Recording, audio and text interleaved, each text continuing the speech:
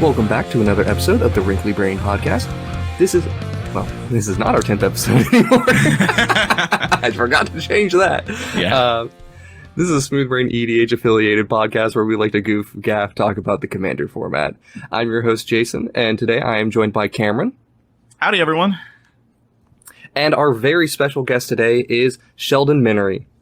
Hello. So I'm sure many of our listeners are familiar with Sheldon, but some of you may not know him or have forgotten. So, Sheldon, please introduce yourself. So my name is indeed Sheldon Menery. Unless you have a warrant, then I don't know what you're talking about. I created EDH. I am a which became Commander. I am formerly a level 5 judge. I was once a member of the Pro Tour coverage team. And I am a current writer for Star City Games and have been for 22 years. You have a really long history with the game. We were chatting a little bit before this, and I asked Sheldon how long he'd been playing. And Sheldon, what was your first experience with Magic? I was at Gen Con in 1993, and I was walking the dealer's room, and there was this big fuss at the Wizards of the Coast table, and I knew them, by the way, as a role-playing game company. Mm-hmm. They had just recently produced a very cool supplement about deities that was kind of system agnostic, and the book was very, very good. So it's like, oh, what's over there? And then card game and blah, blah, blah. Bought a starter and a booster, and here we are 22 years later.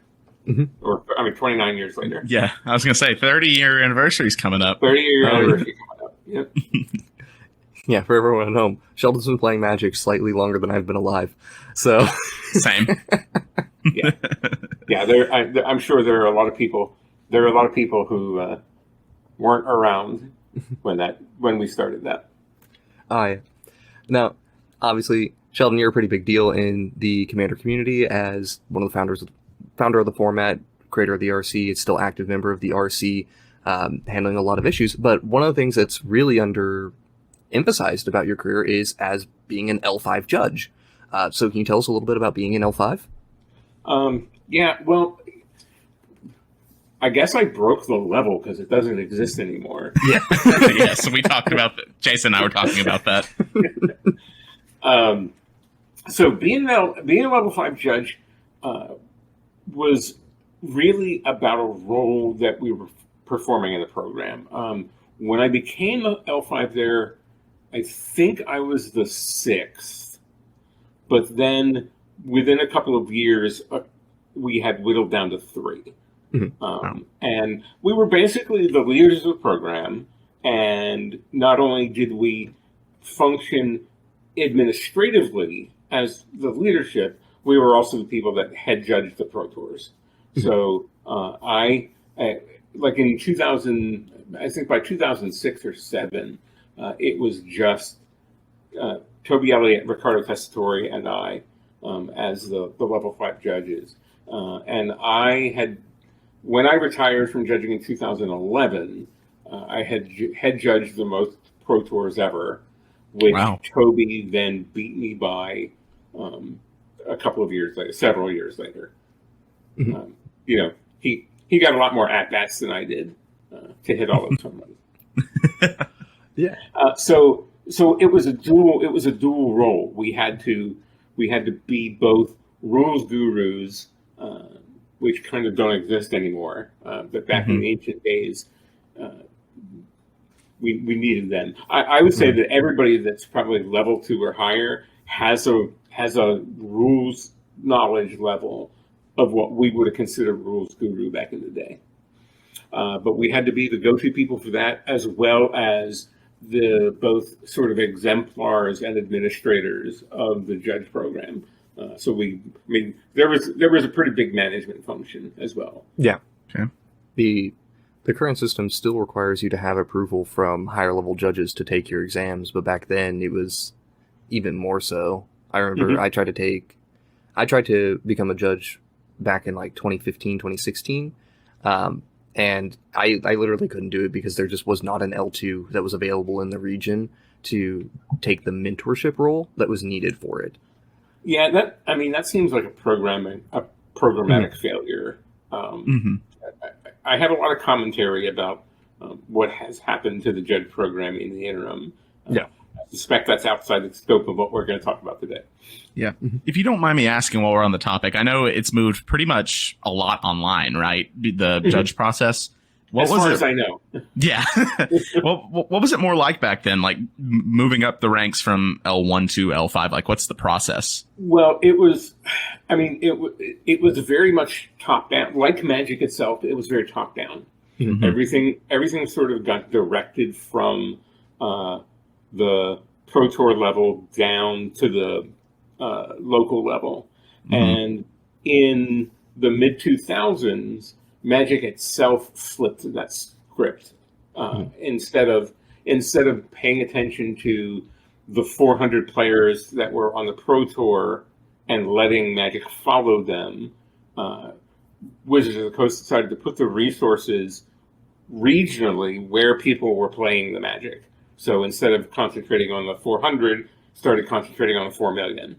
And as we saw, changing that philosophically changed the way Magic took off, because by 2011, for example, when we first created Commander product, the game was orders of magnitude even more popular than it already was as the most popular trading card game. So I think that it was definitely the right move.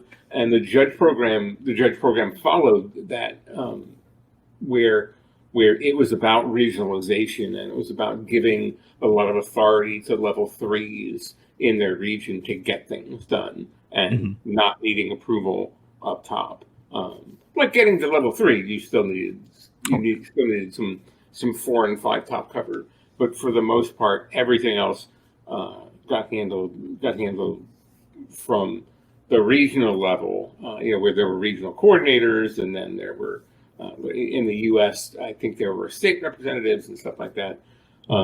But back in the day, it was a lot of becoming a level 1 was getting to an event and getting tested, getting to a Grand Prix or some other large event, state championships or something like that, and getting tested, and then finding the local person to help pull you through what you need to do with the program. I mean, making level 4 and level 5 sort of outside the confines of the rest of the program. There's an exceptionalism to that role, and it was built around, again, as we talked about, being able to move into that sort of administrative function where, as a level 5, if I hadn't been also writing about Magic every week, I probably would have not been as involved in the mechanics of the game as I was as a lower level judge. Which, by the way, I was never a level 1 judge. Interesting. Wow. Yeah, when I became a judge in 1996, you tested into level 1, 2, or 3 based on your score on the rules test. Wow, that's interesting. Really? And I missed level 3 by 2 points. And it was probably good that I had to work to get to level 3. It took me a year, 2 years. It took me 2 years, and in that time, I got a lot of experience, which is good. It was what I needed to see the bigger picture. That's awesome. I didn't know you could do that back then. All right. That's super cool. And Sheldon, with your unique background and your position in the RC, and talking about being an L5 judge, we decided that instead of going through the history of the Commander format, something that you've done a million times on other podcasts and articles, we thought it'd be great to talk about something a little bit more technical. And let's talk about some crazy multiplayer rules interactions and how to fix mistakes during a game of Commander. Sure. So let's kick it off with some interactions that you really just don't see too often unless you're playing Commander. First one. Hey, what happens if a player dies on their turn? So before I start answering questions, I'll preface, especially if we're answering anything that involves the tournament rules or anything outside the comprehensive rules. My knowledge may be out of date. But I think we're going to talk more about inside the rules anyway. Yeah. Yes. So when a player dies, all their stuff goes away, and their spells and abilities leave the stack. I mean, we kind of know that. It's covered in Rule 800.4J, and when players die on their turns, the thing is sort of in memoriam. We still go through their whole turn. Yep. Right. Even if there's no such thing as an active player anymore, we still go through the rest of the phase of their turn. So if they, you lightning bolt them in their first main phase to kill them, which would be awesome. Yep. Since you're playing lightning bolt and commander, That's already a win. really, Jason? Really? I play Bolt and Commander. I lost once to the creature that ETBs and deals 1 damage to a target. I don't even remember. It's a red creature. It's a really not particularly good red creature. ETB, deal 1 damage to a target, and maybe even deal 1 damage to a player, not even a target. Like that's how bad it was. I might be able to one up that. I died to someone tapping down my City of Brass at 1 in Commander. Nice. We did that in the CDH game. Yeah, we did. I had played Angels, the Angel thing, Angel's Grace. Oh, Angel's Grace, yeah. Revive a turn at 1, and then like the next person's like, haha. And he still has the card because somebody, the owner of Armada Games where we were playing, wrote on the guy's card, "I kill L5s." Excellent. That's great. And had me sign it. So so we just go through the rest of the turn. And that means if it was the first main, go through the combat, go through the second main, go through the end step. That way you can clean up and have the turn happen. Make sure that everybody gets their stuff back. Yeah. One of the things I thought was important to note on this is it used to be when I played, we made the mistake all the time of, player died, turns over. Right? Just go to the end step and it's done. I feel like that's a really easy mistake to make. It is a really easy mistake to make. But this was really important for things like if you had beginning of combat triggers. Right. I want my beginning of combat trigger. Right. If you're playing Ishin or whatever, stuff could still happen. Yeah. Then another one that's really common is when players die, how returning permanents work with players, right? Because this is a really weird one that most people don't know, where if the permanent had a previous controller, it will go back to that player. If it did not have a previous controller, it will not go back to that player. So I was chatting with Cameron about this beforehand. He brought up the example of bribery. So if you bribery something out of somebody's deck, and then you lose on your turn, they won't get that card back. Right. It'll be exiled. It'll be exiled. Yes. Whereas the first thing that happens when the player dies is all control effects end. Yeah. So then you hack the last control effect off the list. It slides back to its previous controller, who might not be its owner, by the way. Yes. Right. And then all the players permanently leave the game. And of course, then we have their abilities, their triggered abilities, spells and abilities leave the stack, which can create awkward situations with cards that trigger on their permanents leaving. And it's the old way of cards that they now have reworded until a permanent, until the seeds battlefield. Yes. Yeah, the big difference between Banishing Light and Oblivion Orb, for example. Right. Or Oblivion Ring. Oblivion Ring. Yeah. Every time I talk about Oblivion Ring, I always just get flashbacks to that video of LSD breaking MTGO with 3 Oblivion Rings. Oh, yes. I remember that video. Good job, LSV. But yeah, the important thing on this, as you mentioned, the returning, just to clarify what's happening here is, so Banishing Light just says the thing is gone until it leaves the battlefield. So if a player dies with a Banishing Light, the thing it was exiling will return to its opponent's control, to that player's control. But a Oblivion Ring creates a trigger, and because Oblivion Ring creates a trigger when it leaves, that the player's gone, so their trigger goes with them, and you will not get your thing back. It's just permanently exiled. Which is small, weird, important thing to note, but it is important to note.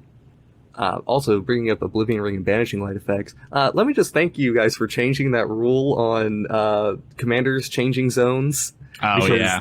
I always hated that interaction with Oblivion Ring, where you could put it to the command zone and it would still come back if the Oblivion Ring's gone. That was such a weird interaction. I'm glad that's gone now. Well, changing the dice triggers was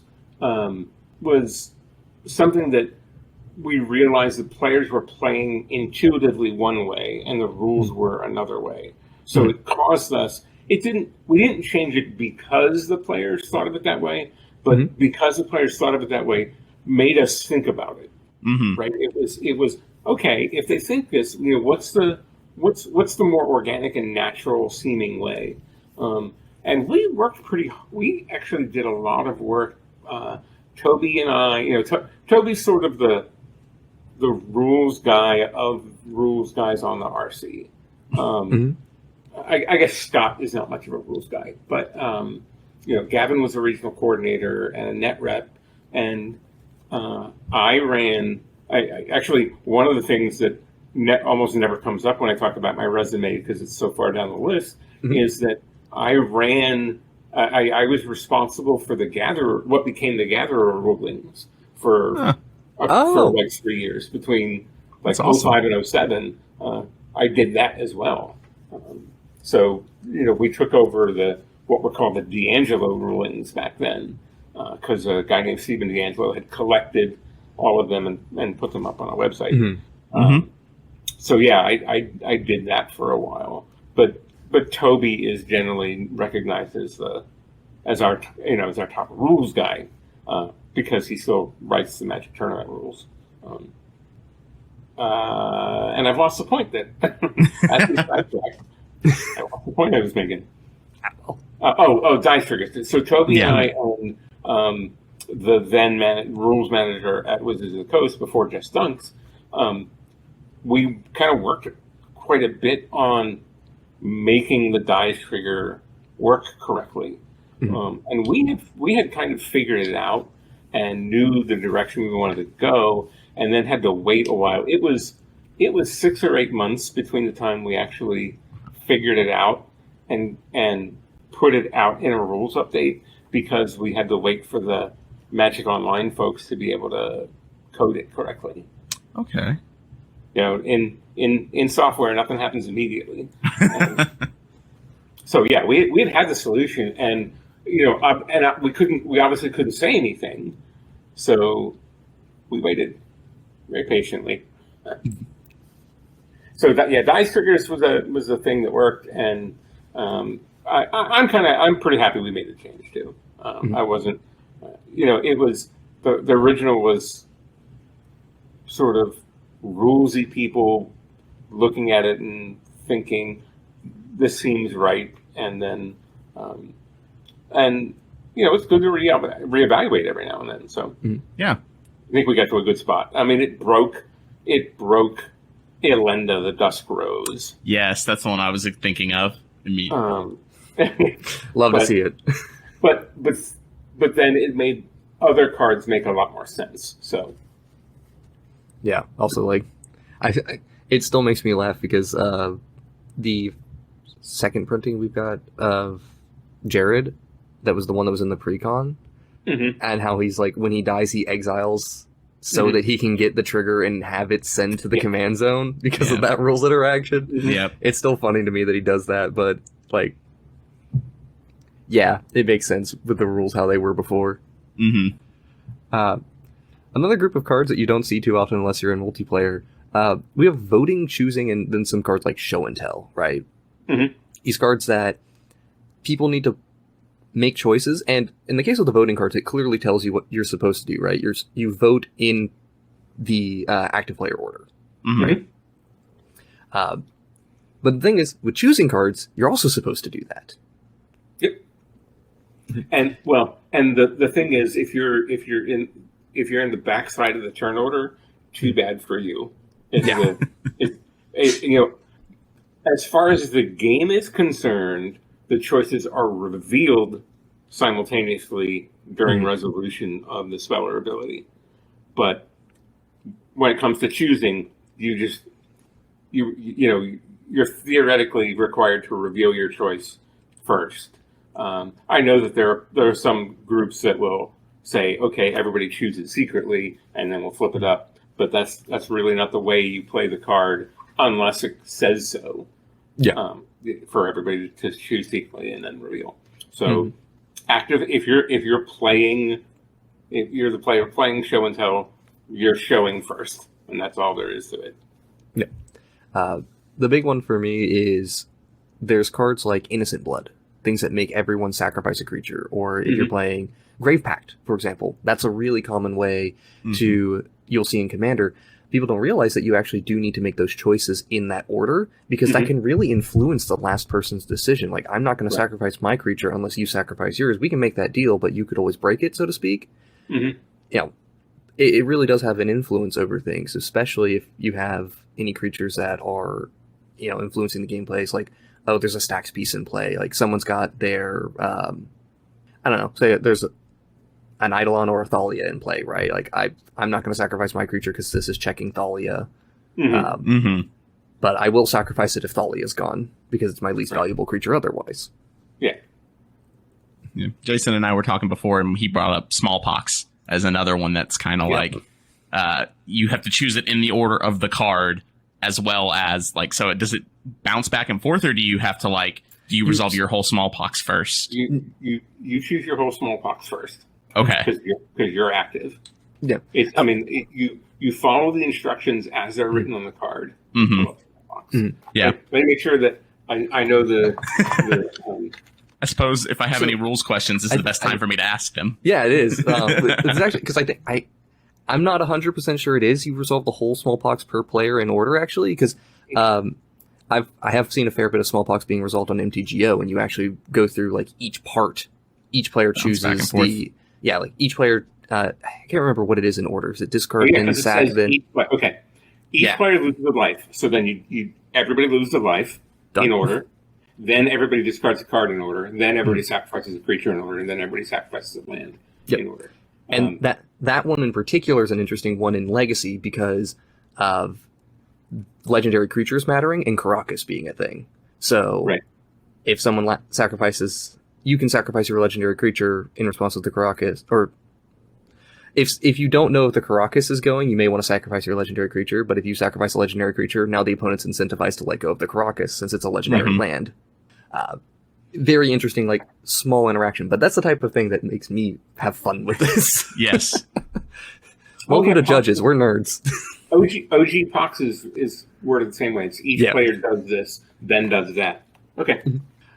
Moving on to the next one, we have a bit of a controversial rules interaction in something called priority bullying, where, so what happens in priority bullying is, let's say we have a 4-player game. We have player A, B, C, and D. Player A casts a spell, and player B has interaction to interact with that spell, but doesn't want to use the interaction right away. So they pass priority on the spell, it moves to player C passes on it, and it comes to player D's turn. Player D has untapped mana, but no way to interact with the spell. So player B tells player D, hey, tap your land, and we'll get another round of priority. So they tap their land, that causes another round of priority, and player B decides, you know what, I'm not ready to interact with the spell yet. Tap another land and we'll do this. And they can effectively force you to tap out of your mana before they interact to counter that spell, or interact with it. Yeah. It's a really weird interaction in the rules as it stands. Yeah, I have pretty strong views on this. if you're playing in a normal game of Commander, don't do this. Yeah. Mm-hmm. Don't do this. I might even throw a swear word in the middle there. Just this is definitely not the spirit of playing a game together.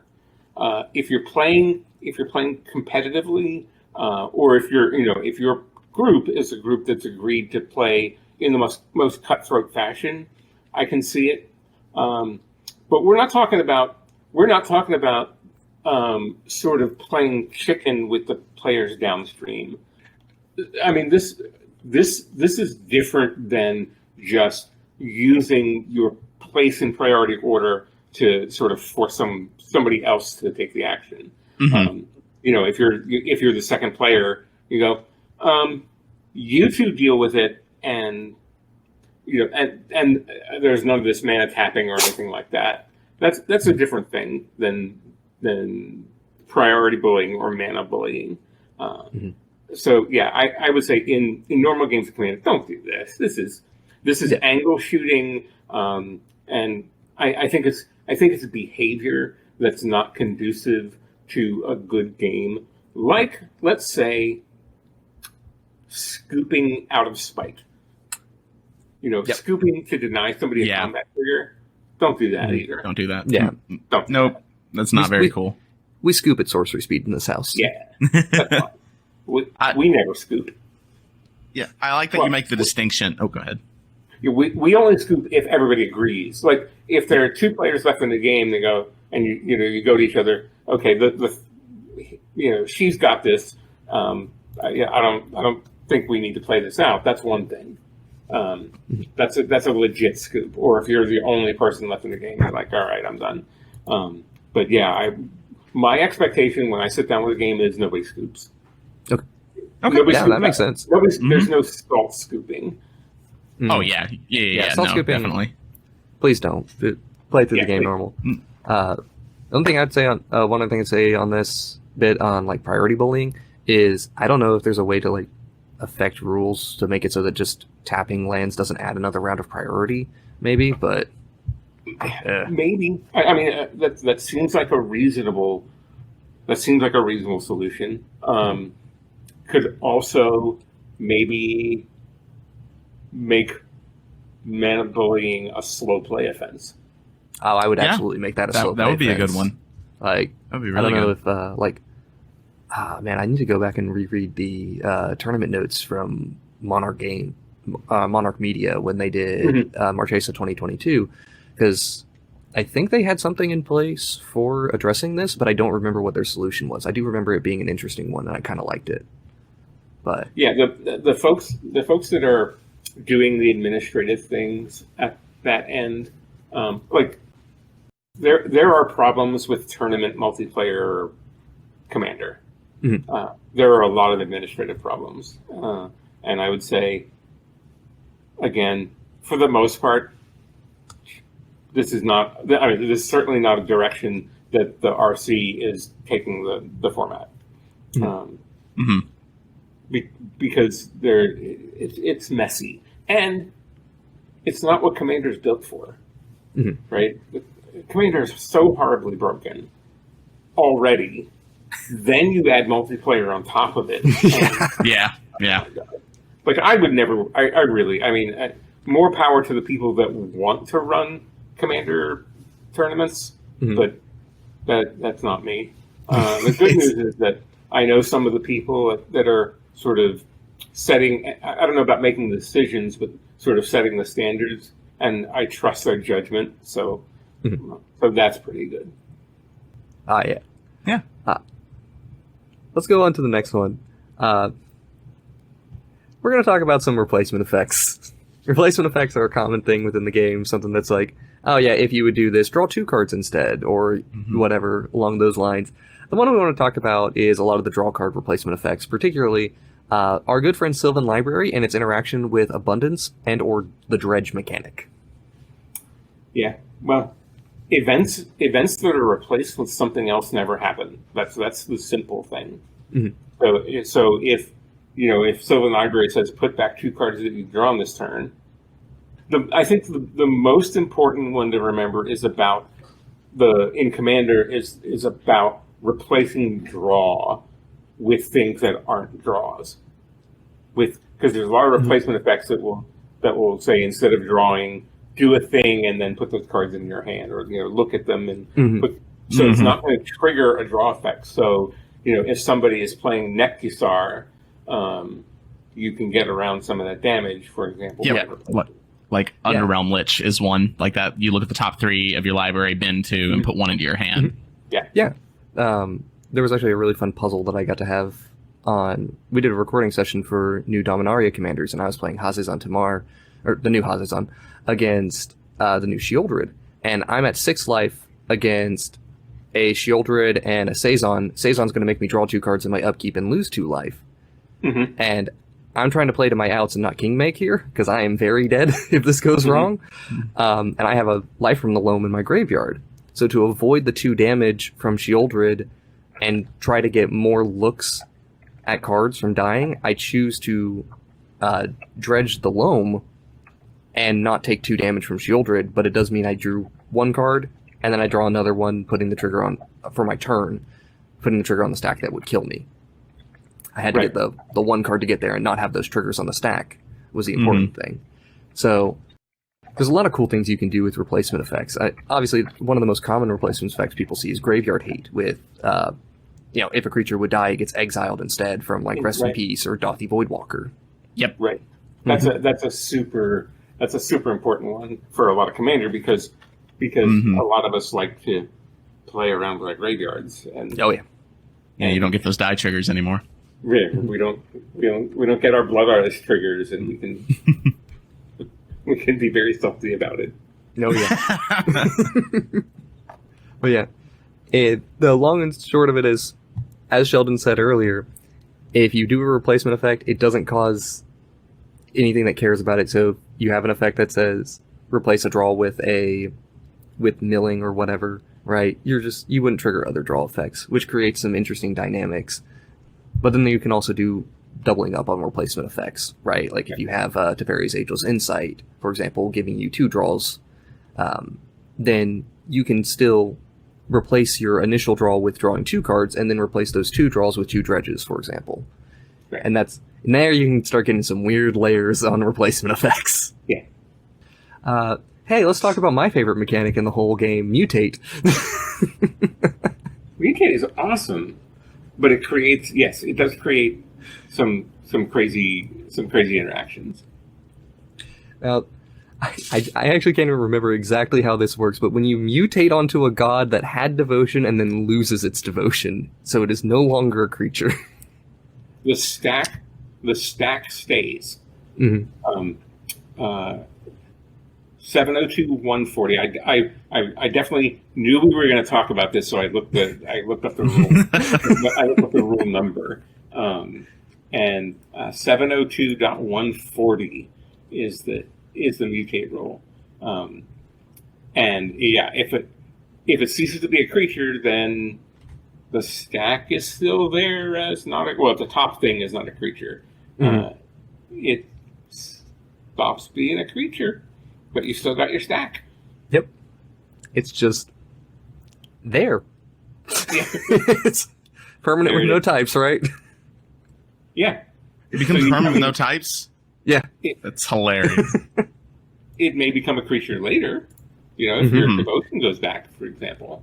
But for the most part, yeah. I mean, I like the interaction where you can end up with a mutate stack, getting cards into your command zone that don't belong there. Yeah. Like if you have stuff mutated onto your commander, and somebody plays Leadership Vacuum, putting your commander back in the command zone, everything that was mutated on goes with it. That's excellent. And this is one that might come up with people. I had to look this up to be sure about this. If you have mutated onto a token, for example, and let's say the token is the top for some reason, if you bounce the token mutate stack back to hand, it's important to note that all the cards immediately split up. So that once they're back in your hand, they're split up, It's not all considered a token. So only the token would cease to exist in your hand. Everything else will continue to stay in your hand.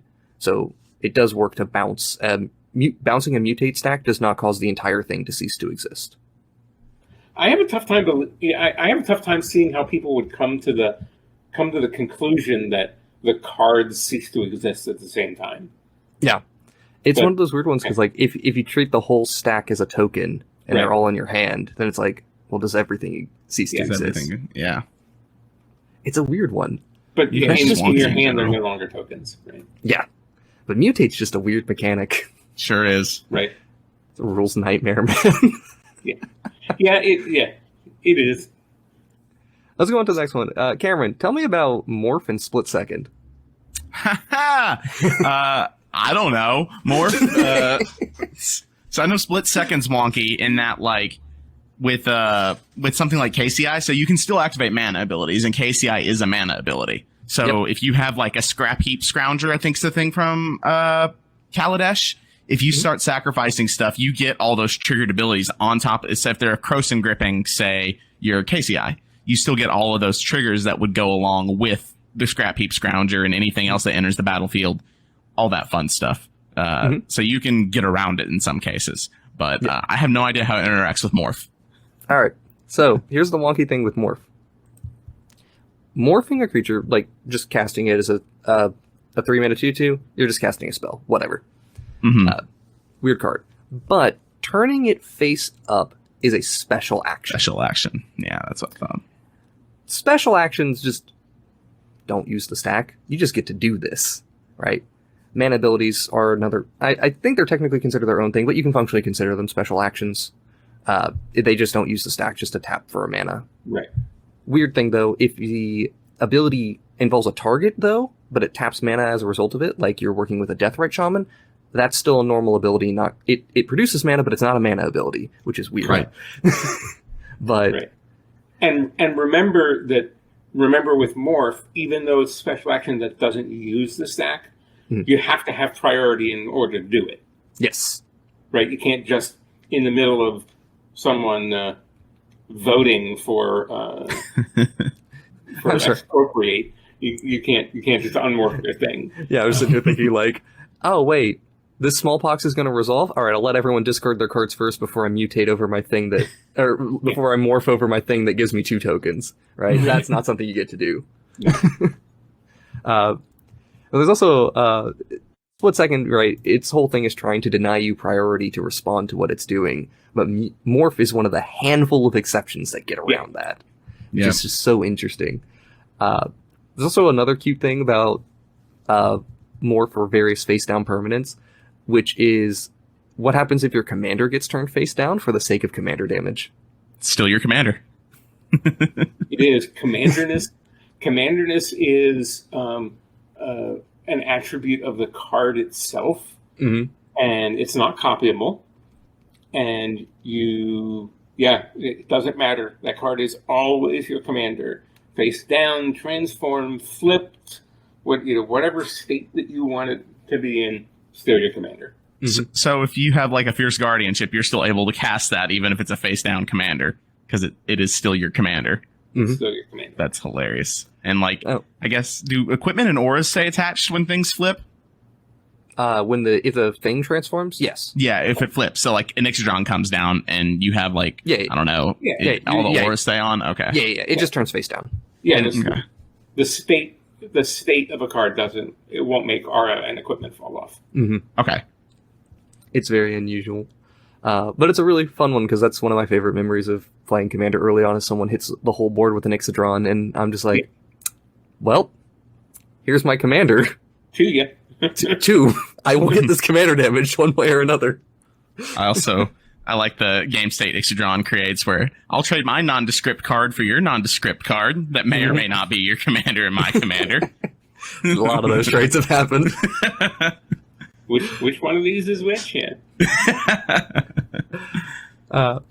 Here's another old favorite of mine. This harkening back to some rules changes that happened. We talked about the changes with commanders changing zones and still getting like their death triggers now.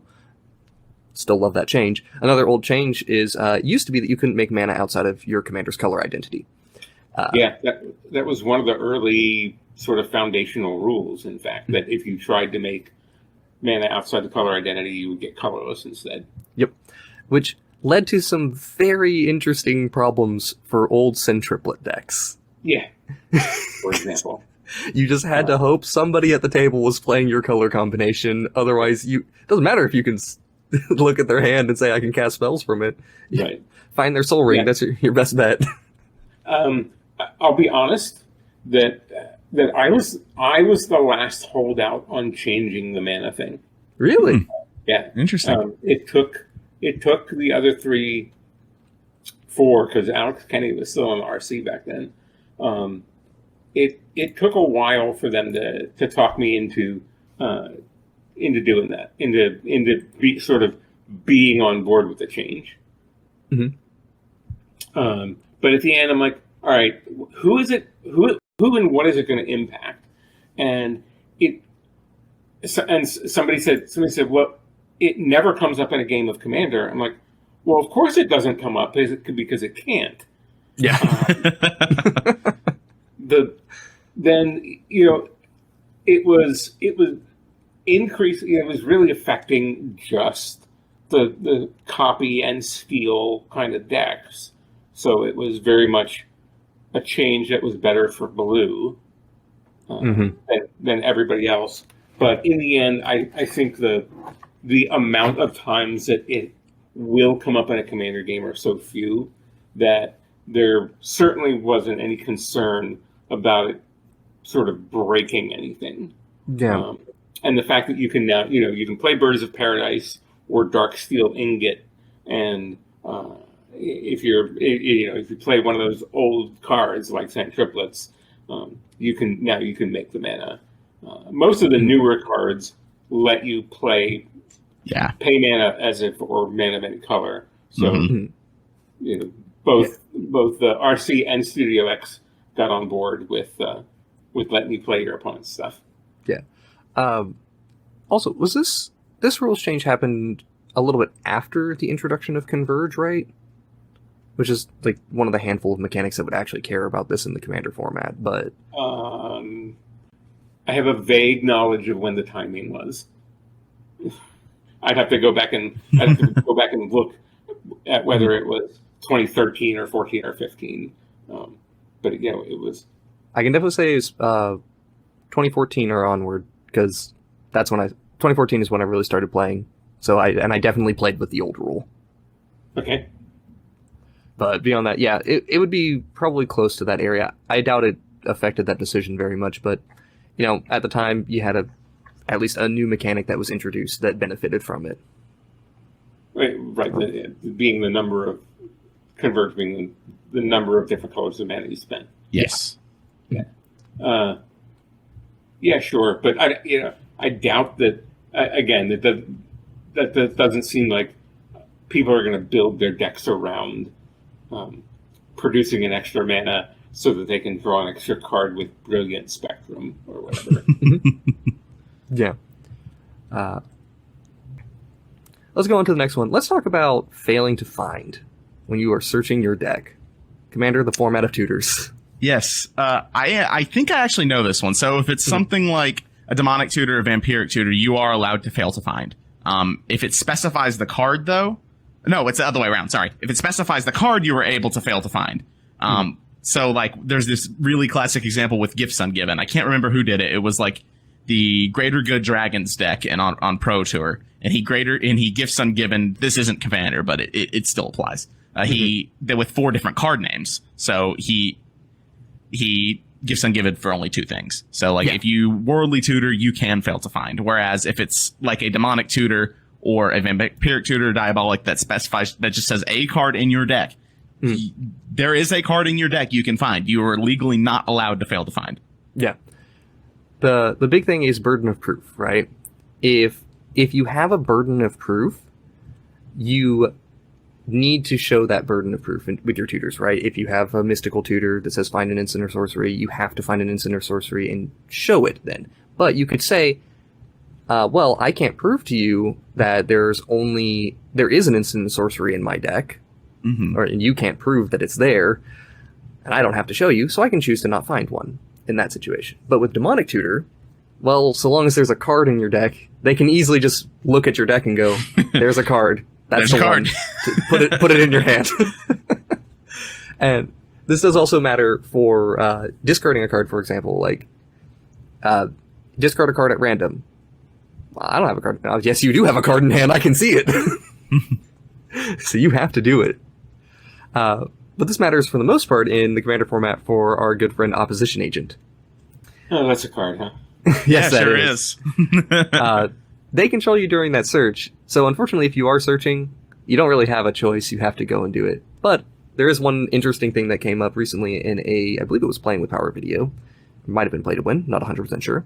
But they had a position where they were using a Finale of Devastation, which says to search your library or graveyard with an Opposition Agent in play.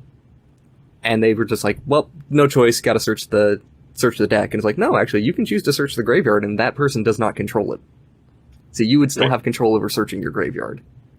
Which is very interesting. Weird exception to getting around Oppo Agent. That is interesting. And now, while there's a bevy of other issues we could talk about, we are running a little low on time, so we want to talk about something that's a little unique to Commander. It's not that you don't see it in other formats, there's just no decks that really do it, which is Cleanup Step priority. Weird thing about the Cleanup Step. Cleanup Step, normally, there is no priority. You just discard down to hand size, and you clear damage, blah, blah, blah, you move on to the next turn. But, let's say you have an ability that triggers when you discard a card. That creates priority in the Cleanup Step. And now you got a trigger to resolve. You got to resolve that trigger. Everyone gets their round of priority again. And the weird thing about this is, now you get another Cleanup Step. You go right back to the top. So yeah, if a player gets priority during the Cleanup Step, you're gonna have another full Cleanup Step. Mm-hmm. Which means if in some fashion they got priority because of a triggered ability on discarding that then drew them a card, and now that they have 8 cards in their hand, they're going to have to discard from the top down the hand size, and then you might get stuck in some kind of crazy Cleanup Step loop and deck yourself. Yeah, you absolutely can do it if you're under the conditions where you're drawing a card for that discard. This is a really common component in CEDH for 2 specific decks, Braylon and Shabraz, which uses a Curiosity on Braylon. So when you discard the card, you deal 3 damage to your opponents. The Curiosity says, hey, you dealt a damage to each opponent. Let's draw 3 cards. Let's repeat this process and keep going. Right? And then in Oscar Rubbish Reclaimer, relatively new card, has a really unique interaction with the Cleanup Step as well, because he gives you the ability to cast a spell that you discard. So you just keep going. In this situation, though, I am actually unsure on one of the rules interactions. If you had mana during this Cleanup Step, is it a new Cleanup Step and the mana drains, or do you still have that mana going into the Cleanup Step? No. I don't think you do. We start a new Cleanup Step. I don't think we end the old Cleanup Step. Oh man, I'd have to look that up. Because, yeah, I don't know off the top of my head. We stumped him! We did it. We did it. The end phase. Yeah, the end phase. If a player gets priority, blah, blah, blah, blah, blah, blah. Once the stack is empty and all players pass priority in succession, another cleanup begins. 514.3a. Which would mean we did change steps, right? We didn't change phases, though. We just changed steps. Okay. Huh. Well, you know what? We don't know right away. Comment section. Tell us why we're wrong. Yeah, tell us. We'll find. Yeah. Well, that's definitely a slumper. We did it. Do we lose mana in the cleanup step if we start a new cleanup step? That is the question to answer for y'all. Well, let's move on to the last thing we really want to talk about today, which is we made a mistake during gameplay. It happens all the time. We do it on the channel. Oopsie poopsie. There's 4 people happens. playing Magic. There's 4 more times likely that people are going to make mistakes than or 2 times, I suppose. Even more. I think it's exponential. Yeah. Over webcam. Over webcam where you can't see the whole board. Mm-hmm. Yes. So, and also another thing is, not everyone has a judge to talk to. And, of course, resident judge will make mistakes too. But how do we resolve these problems? So let's talk about what are the official rules, and Sheldon, what do you recommend? Well, as we talked at the top of this show, I don't really have any idea what the official rules are. You know, that's because handling mistakes is an MTR construct, not a Magic Rules construct. So since it's been a while since I've looked at an MTR, I'm not sure of like backup procedures or anything like that. What I recommend is what makes the most sense for the game that you're playing.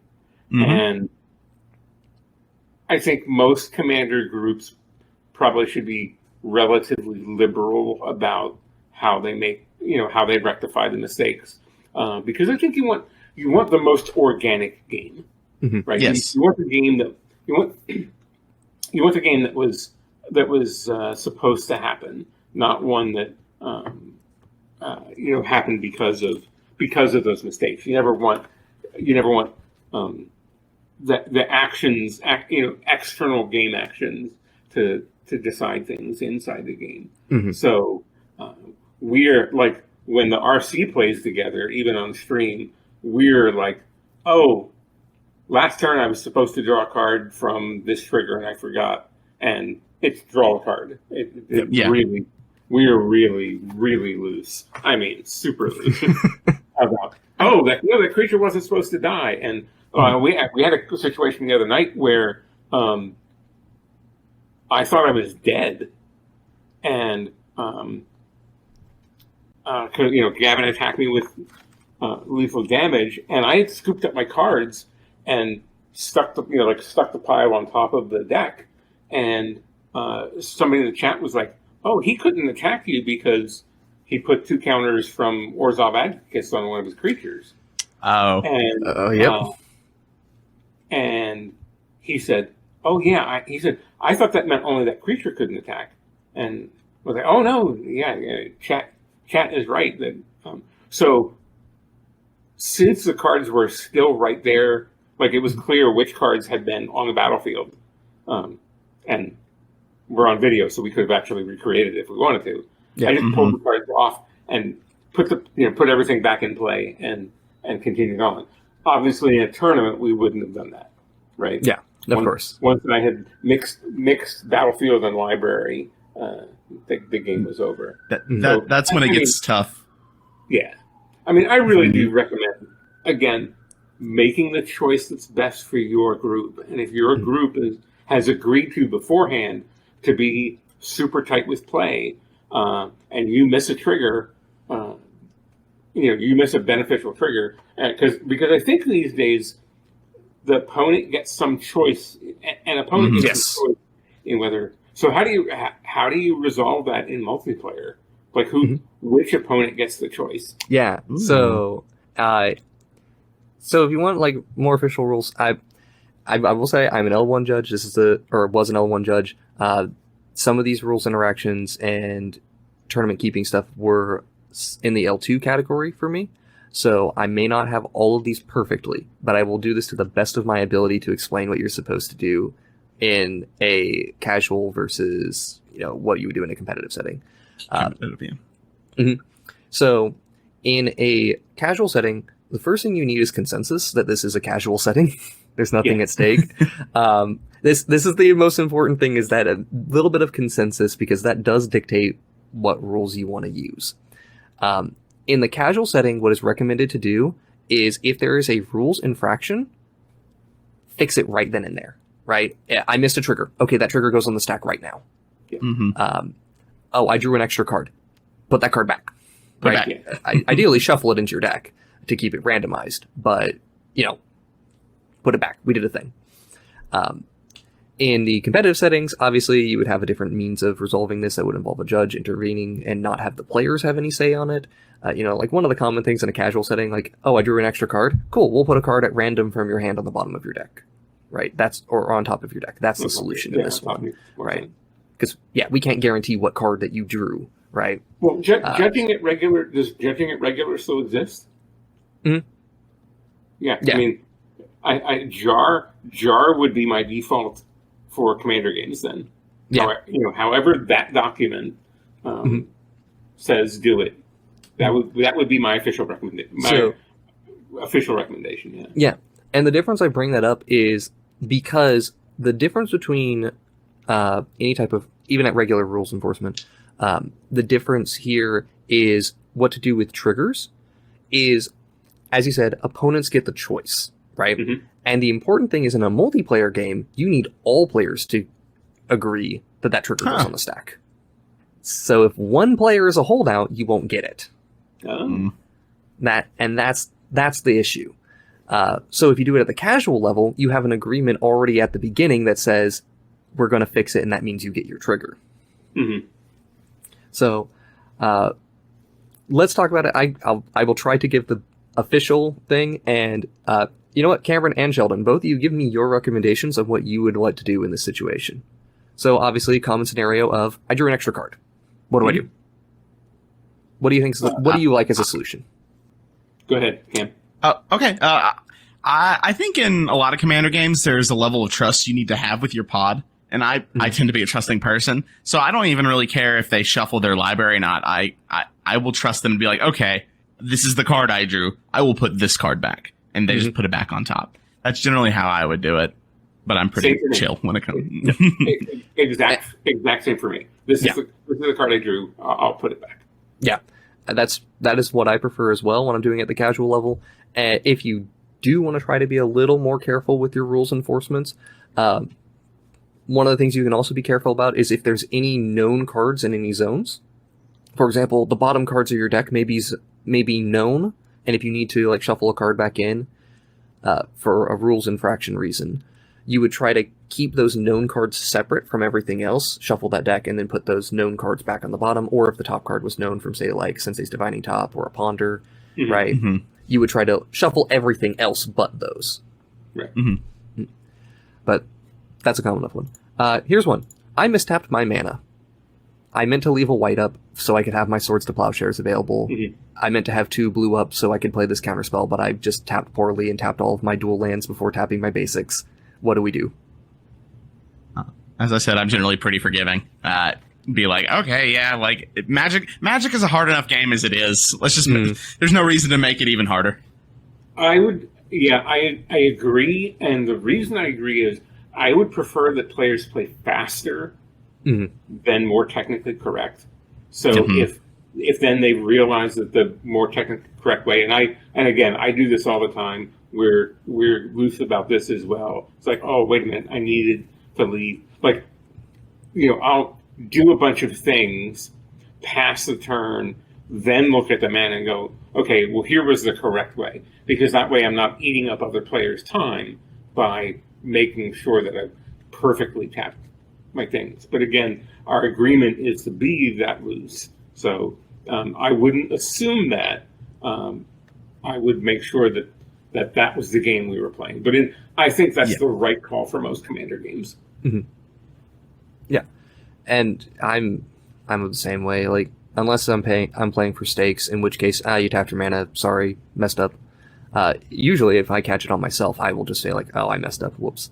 I mean, that could delve into the whole commentary on playing Commander games with stakes. But we're not going there today. Yeah. In my case, I have a tendency to hold myself to a higher standard than I hold my opponents to.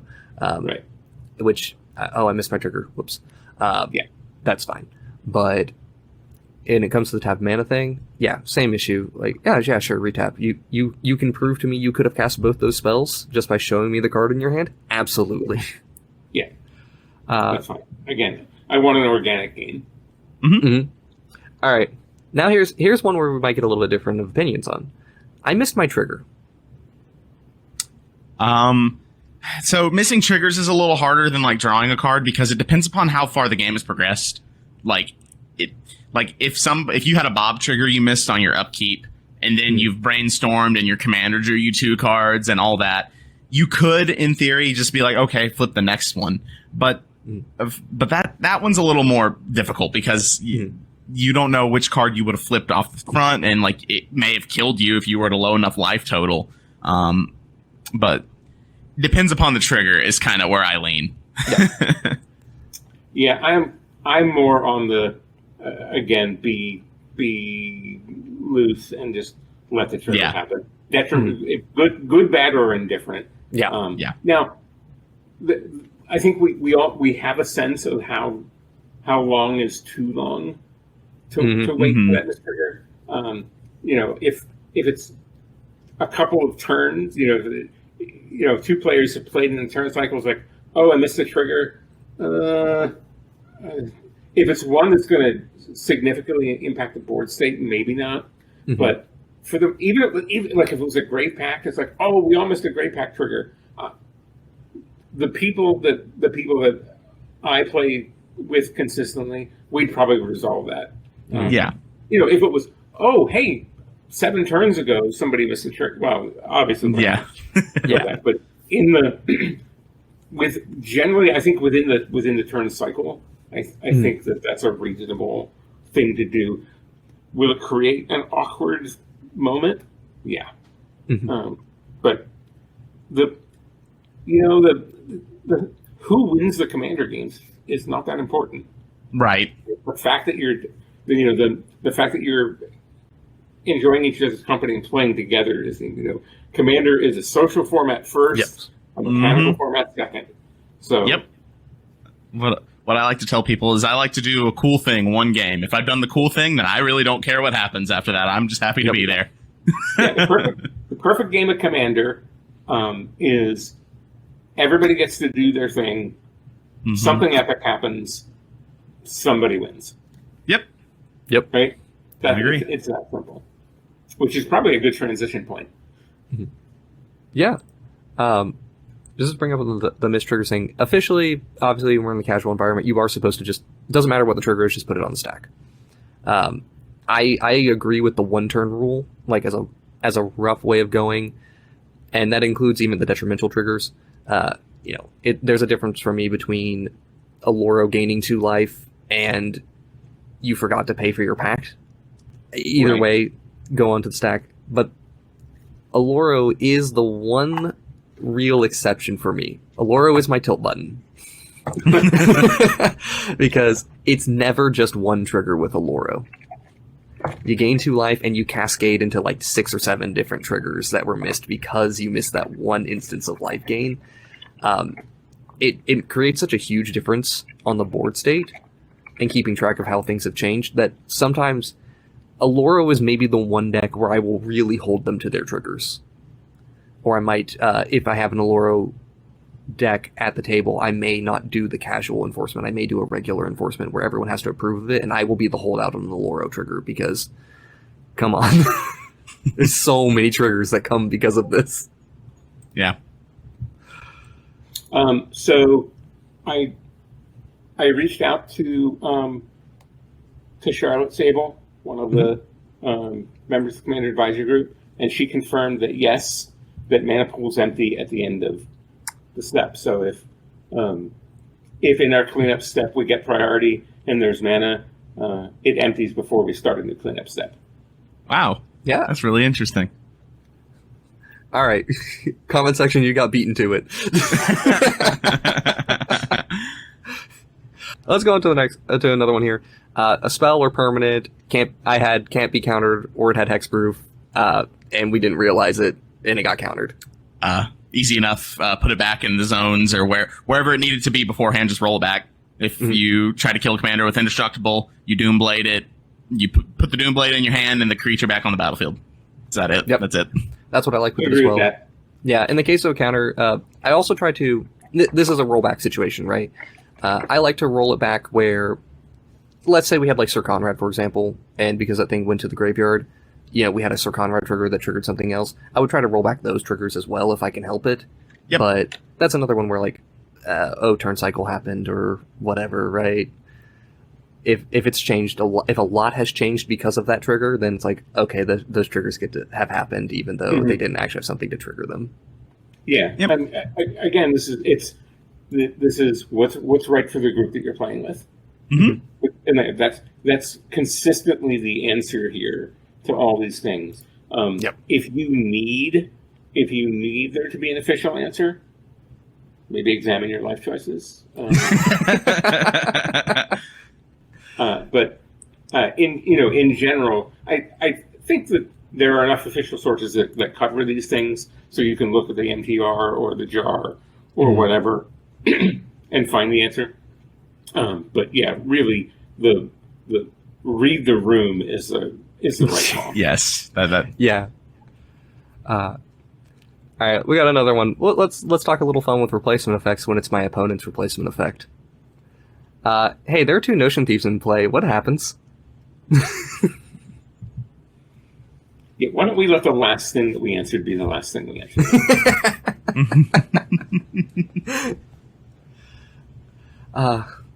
Notion Thief fun card. Really, really fantastic card when these rules interactions. The weird thing on it is it's 1 replacement effect, right? Player whose card is being stolen from them, you choose who gets to draw the card. Yep, that's it. Simple as that. If you're not able to draw the card, you can't draw the card, so you don't get the replacement effect. All right, thank you all very much for listening to another episode of the Wrinkly Brain Podcast, and thank you very much to Sheldon for being our special guest today. We've had a blast, and we really appreciate you having you on today. Thanks for having me. It was fun. Visiting some places that I haven't been in a while. It's nice, and it's always good to keep sharp on your knowledge of things. Yeah. It's not every day you get to talk to an L5 judge, right? Yeah, the old retired role. Well, on the 0 now, but I'm an L0 judge, man. I'm a judge emeritus, which means I get to assert my authority when I want to, and when I don't, I can just go, I don't know. I'm not a judge. Perfect. All right. Listeners, you've heard us do our generic content plugs for social media, gameplay videos, etc., etc. So I'm not going to bore you with that stuff. In the meantime, Sheldon, is there anything you would like to plug, tell people about what you're going to be doing anytime soon, where they can find you? You can always find me every Thursday on StarCityGames.com, writing about this here best format in the history of Magic. And you can also find me on Thursday evenings on the Commander RC Twitch stream. That's twitch.tv/CommanderRC. We play 2 games each week, one with the 4 RC members and one with a special guest. Although, we're recording this on Sunday the 11th. On Monday the 12th, we're announcing new RC members. So the dynamics of how that's going to change. Wow. Then, as far as upcoming events, you will be able to find me both at M30 and at the Magic Summit in Salt Lake City in November. I think that's it for now. Awesome.